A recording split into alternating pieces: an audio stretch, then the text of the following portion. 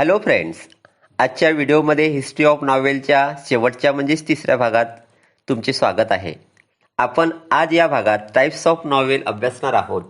तत्पूर्वी तुम्ही माझ्या यूट्यूब चॅनलला सबस्क्राईब केले नसेल तर लगेच लाईक, शेअर व सबस्क्राईब करा आणि बेल आयकॉन प्रेस करा. Let's discuss the types of novel. Realistic novel, it is the first type of novel. Realistic novel. The realistic novel is a fiction that gives the effect of realism. The realistic novel या कादंबरी प्रकारात वास्तववादाचा प्रभाव असतो. I mean the effect of realism. It gives the effect of realism. Sometimes this is also called a novel of manners. कधी कधी किंवा काही वेळेस या प्रकारच्या कादंबऱ्यांना नॉवेल ऑफ मॅनर असंही म्हटलं जातं. It can be characterised by its complex characters with mixed motives that are rooted in the social class. सामाजिक वर्गातील जटिल जी काही पात्र असतात आणि त्यांचे विविध हेतू याचे चित्रण या प्रकारच्या कादंबऱ्यामध्ये केले जाते. The characters in the realistic novel interact with other characters and undergo plausible and everyday experience. या प्रकारच्या कादंबऱ्यामध्ये असणारे जे काही पात्र असतात त्यांचे एकमेकांशी परस्पर संबंध येतो व ही पात्रे सुखद आणि दैनंदिन जीवनाच्या घडामोडीचा भाग असतात. Next type that is picaresque novel. Picaresque novel, the word picaresque is originated from Spanish word picaro, which means a rogue. A picaresque novel narrates the adventures of protagonist who is an eccentric or a disreputable person in an episodic form. Picaresque novel, the word picaresque is originated from the Spanish word. पिकारेस्क्यू हा शब्द जो आहे तो पिकारो या Spanish शब्दापासून बनला आहे. त्याचा अर्थ बदमाश, गुंड प्रवृत्ती असा होतो. which means the meaning of picaro is rogue. A picaresque novel narrates the adventures of protagonist. here या प्रकारामध्ये प्रमुख पात्र जो असतो त्याच्या साहसी जीवनातील जे काही साहस असतात त्याचं वर्णन केलेलं असते.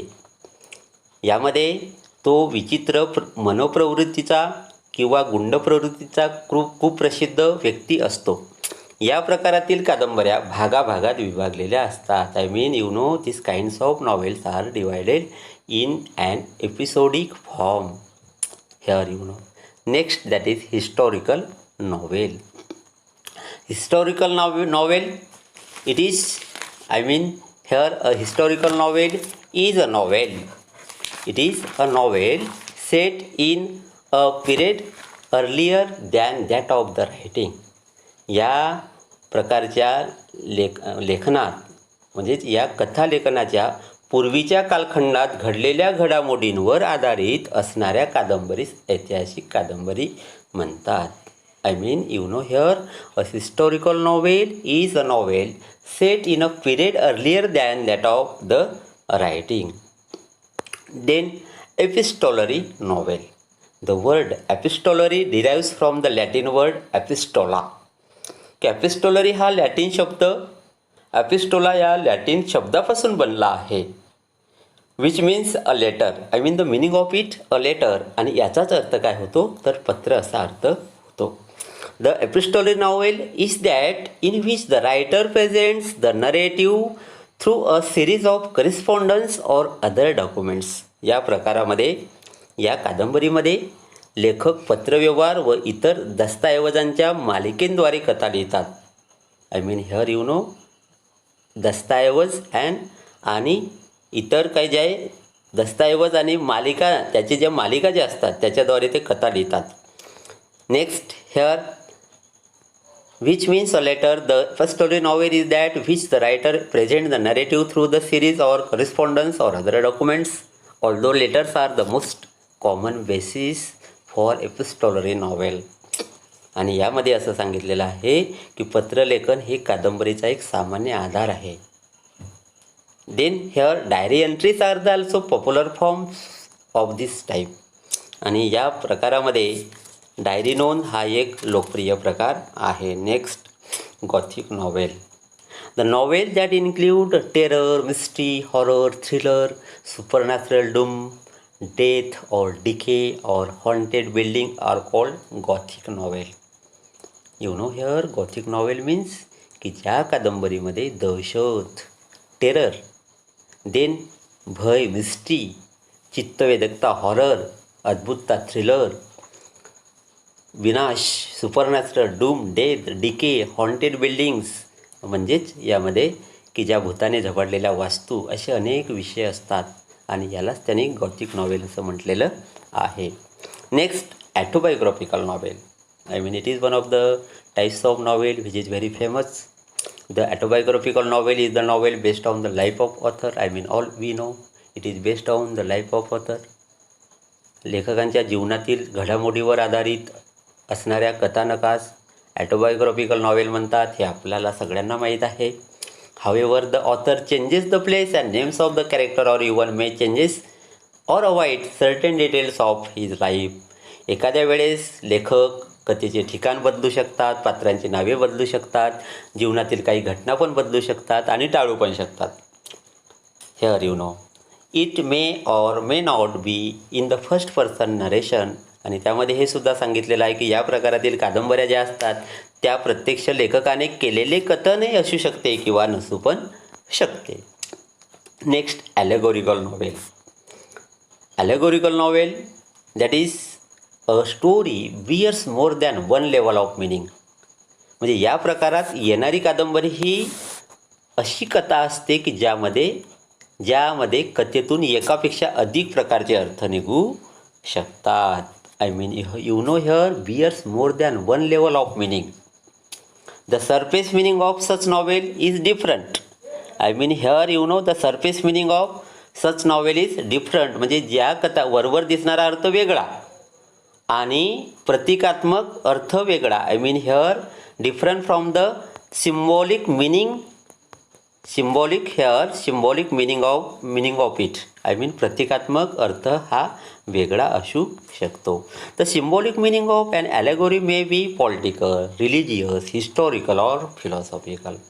आणि या रूपक कथेच्या अंतर्गत अर्थ हा राजकीयदृष्ट्या, धार्मिकदृष्ट्या, ऐतिहासिकदृष्ट्या आणि तत्त्वज्ञान इत्यादी विषयावर असू शकतो. I mean here you know the symbolic meaning of an allegory may be political, religious, historical or philosophical. Then utopia or dystopian novel. Utopia is an imaginary community or society possessing the ideal quality. Utopia ही एक काल्पनिक समाज आहे. I mean imaginary community और society, या समाजात आदर्श गुण आहेत. I mean here you no possessing the ideal qualities. I mean you know it has different ideal qualities. It is a common literary theme especially in science fiction or speculative fiction. आणि विज्ञानकथा किंवा तर्ककथा या कथाविषयात सामान्यपणे आढळतात. Then psychological novel. I mean you know it is also very famous types of novel. Psychological novel. Psychological novel is the work of fiction that treats the internal life of the protagonist. I mean here you know psychological novel जी असते या नॉवेलमध्ये जो प्रमुख पात्र असतो, protagonist असतो, त्यांच्या अंतर्गत जीवनाविषयी इथं माहिती दिलेली असते. Or even the other characters as much as the external factor. आणि जे काही इतर पात्र असतात त्या बाह्य घटक यांचे अंतर्गत जीवन याविषयी लेखन या कादंबरी प्रकारामध्ये केल्या जातं. आय मीन एक्सटर्नल फॅक्टर्स, अंतर्गत घटक जे असतात याबद्दल या प्रकारच्या कादंबरीमध्ये असतो. Next, stream of consciousness. Stream of consciousness is a phrase coined by William James in his treatise Principles of Psychology which is published in 1890. की स्ट्रीम ऑफ कॉन्शियसनेस हा एक वाक्य प्रचार आहे आणि याचा उपयोग विल्यम जेम्स या लेखकाने त्यांच्या प्रिन्सिपल्स ऑफ सायकोलॉजी जो की ग्रंथ 1890मध्ये लिहिला गेला होता यामध्ये केलेला आढळतो. Stream of it means the flow of thoughts. आणि स्ट्रीम ऑफ कॉन्शियसनेस म्हणजेच काय, हा एक विचारांचा प्रवाह असतो. म्हणजे याचा अर्थ काय होतो, विचारांचा प्रवाह. It means the flow of thoughts incident in the plot or in the sequence of their occurrence. आणि यामध्ये ज्या काही घटना आलेल्या असतात, म्हणजेच की या कथानकातील घटना ज्या असतात, या घटनाक्रम पद्धतीने अगदी पद्धतशीरपणे मांडलेल्या असतात. Sequence of their occurrence the novelist narrates them as they enter mind of the characters. आणि कथानककार पात्रांच्या मनामध्ये प्रवेश करून कथाकथन करतात. म्हणजे जो प्रोटॅगॉनिस्ट असतो त्याच्या डोक्यामध्ये आलेले जे विचार असतात ते क्रमाक्रमाने हा जो लेखक असतात ते मांडत असतात. Next, builds Roman novel. Here the German word Bildungsroman indicates growth. The fiction, biography or autobiography is concerned with the growth of the protagonist's mind, spirit and characters from their childhood to adulthood. यामध्ये बिल्ड्सग्रम हा German शब्द आहे. याचा अर्थ वाढ होणे असा होतो. चरित्रपर किंवा आत्मचरित्रपर कादंबरी प्रमुख पात्रांचं मन, आत्मा आणि चारित्र्य यासंबंधी निगडीत असते व त्यात प्रमुख पात्राचे बालपणापासून प्रौढत्वापर्यंत घटनांचे वर्णन असते. In the first half of 20th century, a cult of pulp magazine became popular in which fantastic fiction or the general entertainment of the masses was printed on the cheap pulp paper. 20व्या शतकाच्या पूर्वार्धात pulp magazine हा एक लोकप्रिय प्रवाह अस्तित्वात आला. It is a popular in which fantastic fiction for the general entertainment or the masses was printed on the cheap pulp paper. आणि त्यामध्ये सर्वसामान्य जनतेच्या करमणुकीसाठी स्वस्त कच्च्या कागदावर विलक्षण कथा छापल्या गेल्या. पल्प फिक्शन या युगाने गुप्तहेर कथा व विज्ञान कथा यांची पायाभरणी केली. it is called as era. The pulp fiction era provide a building ground for the detective novels and science fiction. म्हणजे गुप्तहेर कथा व विज्ञान कथा यांची पायाभरणी या युगामध्ये झालेली आहे. Science fiction is genre of speculative fiction dealing with imaginative concepts such as futuristic setting, futuristic science and technology, space travel, time travel, parallel universe and extraterrestrial life. आणि यामध्ये त्यांनी सांगितले विज्ञान कथा ही तर्ककथा शैलीशी निगडीत आहे. भविष्यातील घडामोडी, भविष्यातील विज्ञान, तंत्रज्ञान, अवकाशयात्रा, वेळेच्या पुढे केलेला प्रवास, एकमेकांना तोडीस तोड विश्वरचना, परगृहवासीय लोकांचे जीवन संबंधित विषयावर विज्ञान कादंबरी आधारित आहे.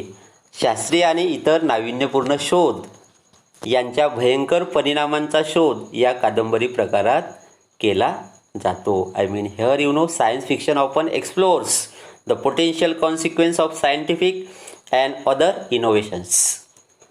Frankenstein by Mary Shelley is considered the first novelist based on the science. It is the first novel. It is written by her, Mary Shelley and novel based on science and technology. आणि पहिली विज्ञान व तंत्रज्ञानावर आधारित असणारी कादंबरी म्हणजेच फ्रँकस्टेन, जी की मेरी शैली यांनी लिहिलेली आहे. The genre flourished in the second half of the 19th century. Next, detective fiction is a subgenre of crime fiction and mystery fiction in which an investigator or detective, either professional or amateur, investigates crime, often a murder. आणि गुप्तहेर कथा या गुन्ह्यावर आधारित कादंबरीचाच एक उपप्रकार आहे. तसेच तो रहस्य कथांचा देखील एक उपप्रकार आहे. अशा कादंबरीच्या प्रकारात तपास अधिकारी किंवा गुप्तहेर, मग एकतर तो व्यावसायिक असतो किंवा हौशी किंवा शौकीन असतो, तो गुन्ह्यांची तपासणी करत असतो. त्यामध्ये खुनी गुन्ह्याचे तपास अधिक प्रमाणात आढळते. अशा प्रकारे आज आपण आजच्या व्हिडिओमध्ये टाईप्स ऑफ नॉवेल हे अभ्यासलो. इंग्लिश युवक भारती वर्ग 12वी अभ्यासक्रमातील पुढील प्रोज, पोयम आणि नॉवेल्स शिकण्यासाठी माझ्या यूट्यूब चॅनलला कृपया सबस्क्राईब करा. धन्यवाद.